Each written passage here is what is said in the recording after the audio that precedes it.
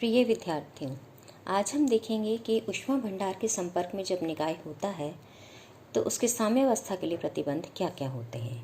एक हमने पिछले लेक्चर में देख लिया है, जब कोई निकाय नियत ताप व दाब वाले ऊष्मा भंडार के संपर्क में होता है तब साम्यावस्था में उसकी गिब्स मुक्त ऊर्जा न्यूनतम हो जाती है।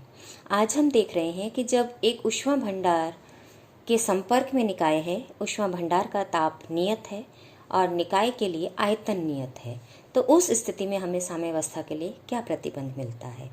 यहाँ पुनः हम वही मान रहे हैं, सेम ही कंडीशन कि मेरे पास एक निकाय ए है और एक ऊष्मा भंडार ए डैश है।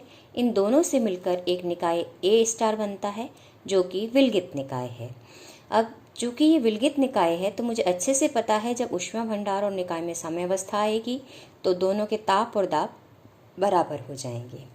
अब यहाँ पर मान लिया हमने ऊष्मा भंडार की एंट्रोपी एस डैश है और निकाय की एंट्रोपी एस है, और जब इन दोनों के मध्य एक अल्प ऊष्मा का आदान प्रदान होता है तब उस स्थिति में आपके पास संयुक्त निकाय की साम्यावस्था के लिए हमें एक प्रतिबंध ऊष्मागतिकी के द्वितीय नियम से मिलता है कि संयुक्त निकाय की एंट्रोपी में जो परिवर्तन है वो ग्रेटर देन और इक्वल टू 0 होगा।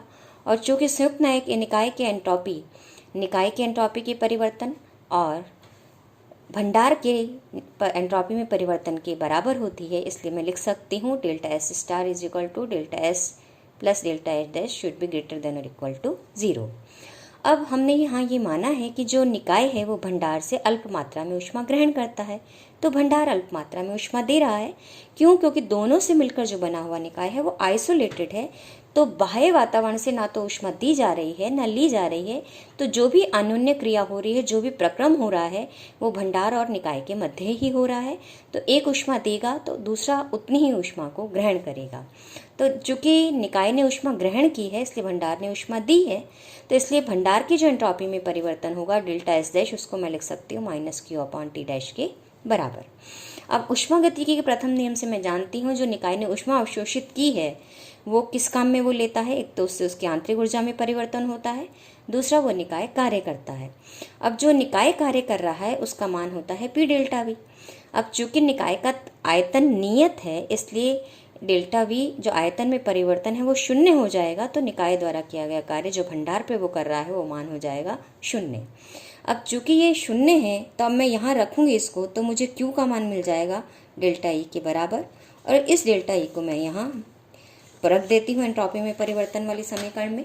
तो मुझे क्या मिल जाएगा कि जो संयुक्त निकाय के एंट्रोपी में परिवर्तन होगा वो किसके बराबर हो जाएगा, delta S minus delta E upon T dash के बराबर। यहाँ से टी डैश को मैंने एलसीएम लिया तो ये हो जाएगा T dash delta S minus delta E. Delta को मैंने बाहर ले लिया है क्योंकि ऊर्जा में परिवर्तन नहीं है और ऊर्जा में और एस में परिवर्तन है, लेकिन टी जो है वो नियत है, तो इसलिए ये मान हो जाएगा minus delta E minus T dash S. अब E minus T dash S कहलाती है निकाय का हेल्महोल्ट्ज़ फ्री एनर्जी फंक्शन, इसलिए ये मान हो जाएगा डेल्टा एस स्टार का minus delta F upon T dash. और चूंकि साम्यावस्था के लिए एंट्रोपी या तो वही रहेगी, एंट्रोपी में परिवर्तन नहीं होगा, तो इसका मतलब या तो एंट्रोपी वही रहेगी या एंट्रोपी बढ़ेगी। इसका मतलब delta S star should be greater than और इक्वल टू 0। तो इस स्थिति में ये हो जाएगा minus delta F upon T dash should be less than और इक्वल टू 0।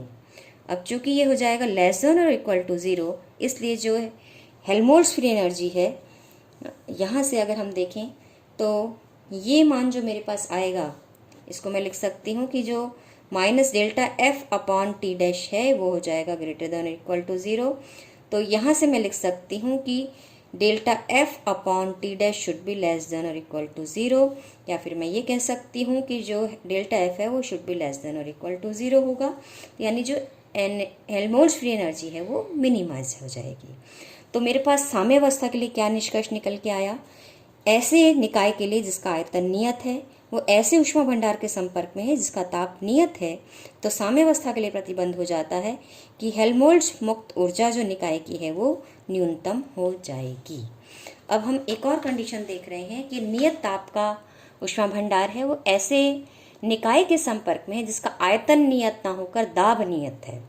और अगर दाब नियत है तो आपके पास, अब इसमें हम 2 स्थितियां ले रहे हैं कि मेरे पास जो ए और ए डैश के मध्य जो निकाय बन रहा है जो एक संयुक्त निकाय बन रहा है ए और ए डैश से मिलकर, उसके मध्य की जो दीवार है वो मैंने मान लिया आपके पास ये एक पिस्टन है जो आपके पास ऊष्मारोधी है लेकिन गति करने के लिए स्वतंत्र है। इसको मैं पी से लिख लूँ अगर, या डब्ल्यू, इस दीवार को मैं डब्ल्यू से भी दिखा दूँ तो ये दीवार एक पिस्टन है जो कि गति तो कर सकता है, लेकिन ये पिस्टन कैसा है, ऊष्मारोधी है।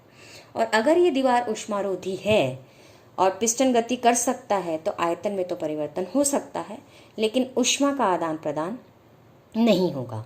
और ऊष्मा का आदान प्रदान नहीं होगा तो Q 0 हो जाएगा।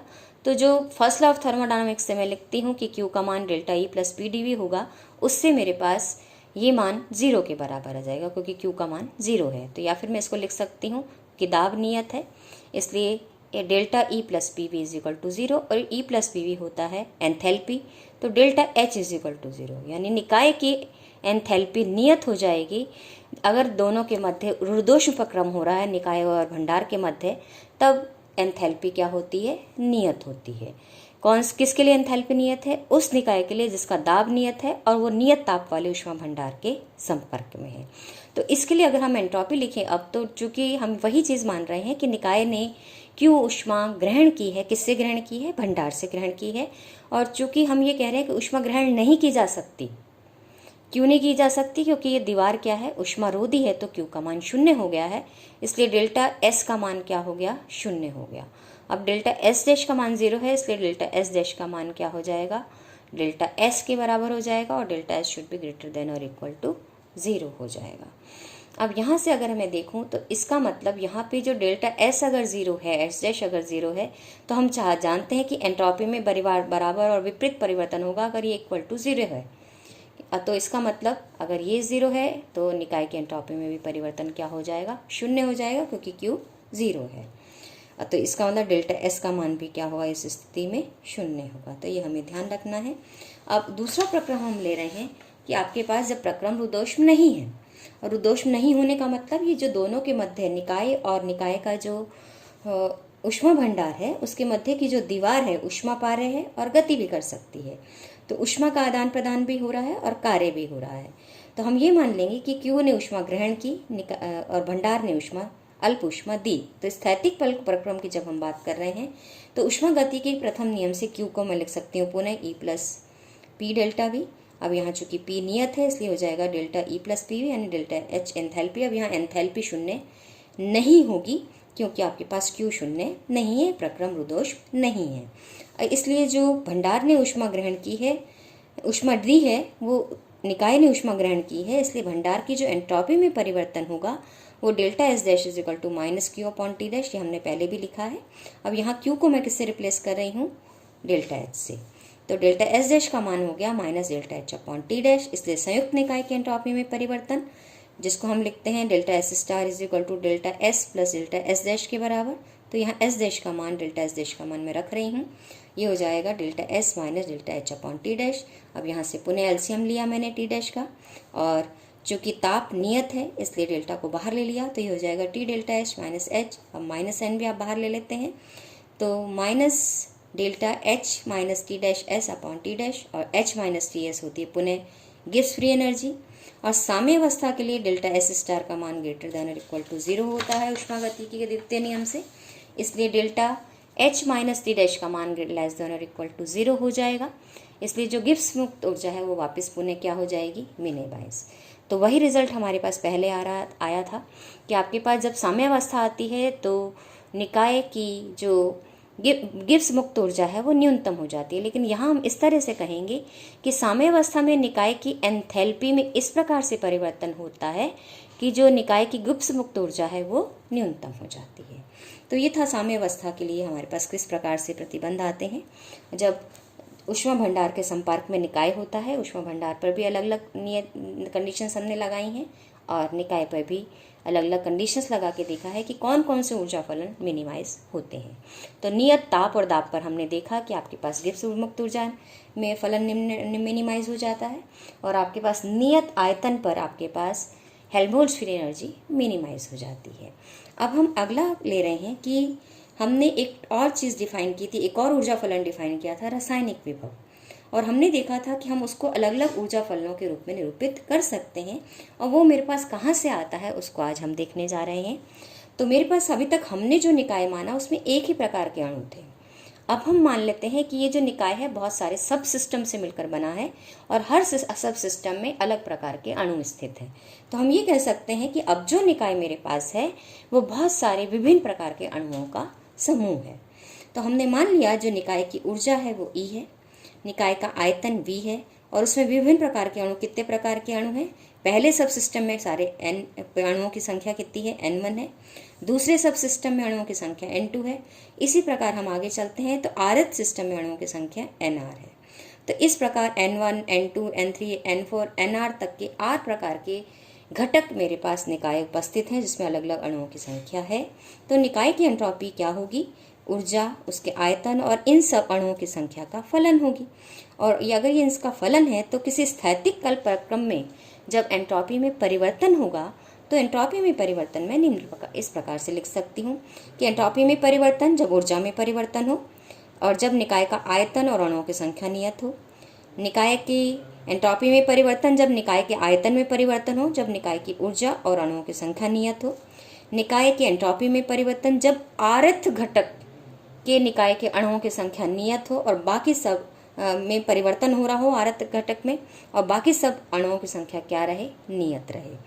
तो ये था EVN, इसलिए क्योंकि N का मतलब आरत जो घटक है उसके अलावा बाकी सारे घटकों में अणुओं की संख्या क्या है? नियत है।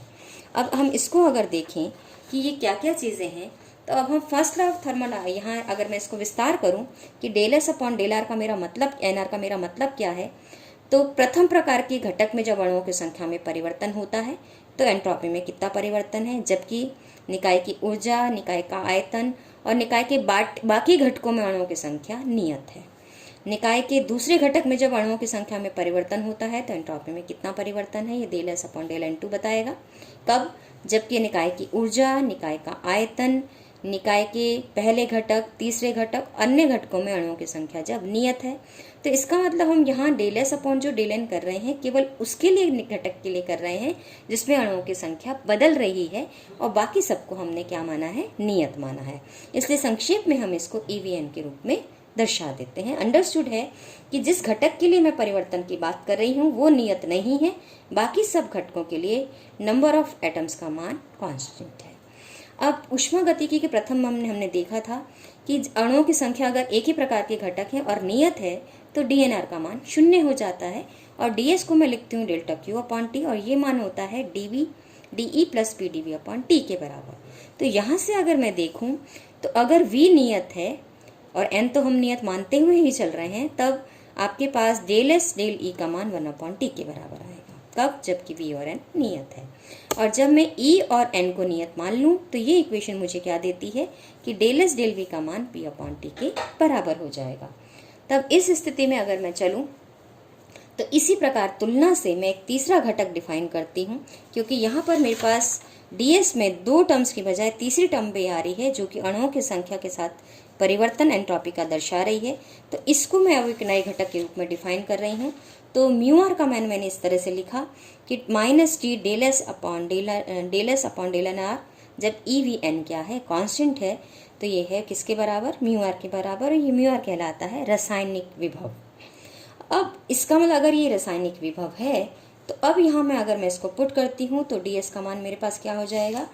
DE अपॉन T, ये फर्स्ट टर्म जो मेरे पास आ रही थी वही रहेगी, second term PdV upon T हो जाएगी, और तीसरी टर्म मेरे पास अब यहाँ से निकल के आएगी और वो हो जाएगी आपके पास -μr upon T del NR, summation NR is equal to 1 से लेकर N तक, यानी सभी घटकों के लिए हम इसका समन्वय कर रहे हैं। तो तीसरी घटक जो मेरे पास परिवर्तन दे रहा है वो किसके लिए दे रहा है? रासायनिक विभव में परिवर्तन के सापेक्ष है। तो यानी एंट्रोपी का पहला घटक जो परिवर्तन का है वो मुझे आंतरिक ऊर्जा में परिवर्तन से मिला, दूसरा घटक वॉल्यूम में परिवर्तन से मिला, और तीसरा घटक मुझे मिला है रासायनिक विभव में परिवर्तन से, रासायनिक विभव के आधार पर। कब? जबकि अणुओं की संख्या में परिवर्तन होता है। अब यहाँ पर हम क्या करते हैं, अब इसको अन्य फलनों के रूप में भी निकालते हैं। ये जो मेरे पास आया है ये एंट्रोपी के रूप में आया है रासायनिक विभव। अब मैं इसको अलग अलग फलनों के रूप में निकाल रही हूँ।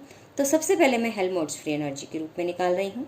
अब हेल्महोल्ट्ज़ फ्री एनर्जी के रूप में निकालने के लिए हमने इसके, क्योंकि मुझे डी का मान चाहिए, तो डी को मैंने इधर ले लिया, तो ये TdS बन गया और बन गया ये माइनस PdV इधर आ गया। इसी तरह म्यू आर वाला फलन भी इधर लेफ्ट हैंड साइड पे लिया, तो ये हो गया म्यू आर DNR।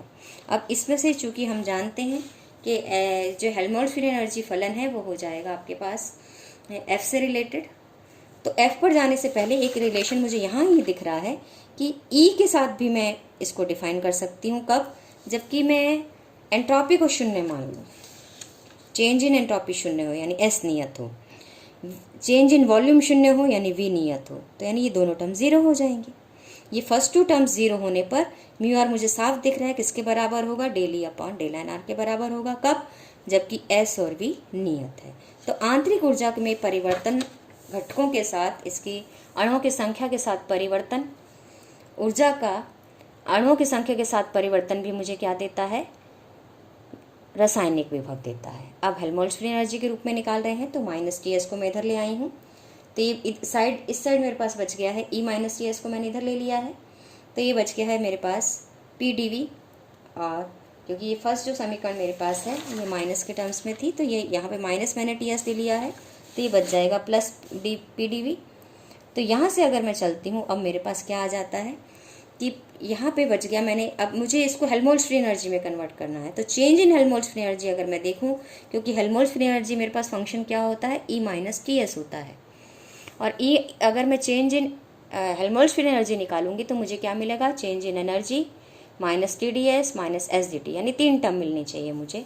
तो मैंने यहाँ पे यही किया है, -TdS मेरे पास था, -SdT को जोड़ भी दिया है, इस साइड भी जोड़ दिया और राइट साइड भी जोड़ दिया, तो ये इक्वेशन वही की वही रहेगी। अब यहाँ से अगर मैं देखूँ तो ये वाली टर्म बन जाएगी E - TS, और इधर बच गया -SdT plus PdV plus mu R DNR। अब यहाँ पर अगर मैं T को कांस्टेंट कर दूँ, V को कांस्टेंट कर दूँ, तो ये दोनों टर्म शून्य हो जाएंगी, और इन दोनों टर्म्स के शून्य होते ही जो F का परिवर्तन है वो NR के साथ मुझे क्या देगा, म्यू आर देगा। तो यहीं पे यही डेफिनेशन हमने निकाली है कि रासायनिक विभव की मैं एक और डेफिनेशन दे सकती हूँ कि ये अणुओं की संख्या के साथ हेल्महोल्ट्ज़ फ्री एनर्जी का परिवर्तन है। कब? जबकि निकाय का ताप, निकाय का आयतन और निकाय में शेष घटकों में अणुओं की संख्या नियत है।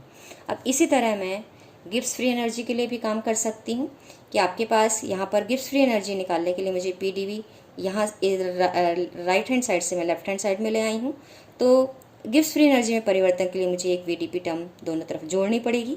तो मैंने इक्वेशन की सिमिलरिटी बनाए रखने के लिए दोनों तरफ उसको जोड़ दिया है, तो ये बन गया मेरे पास E - TS प्लस PV, और यहाँ बन गया -SdT plus VdP plus mu R DNR।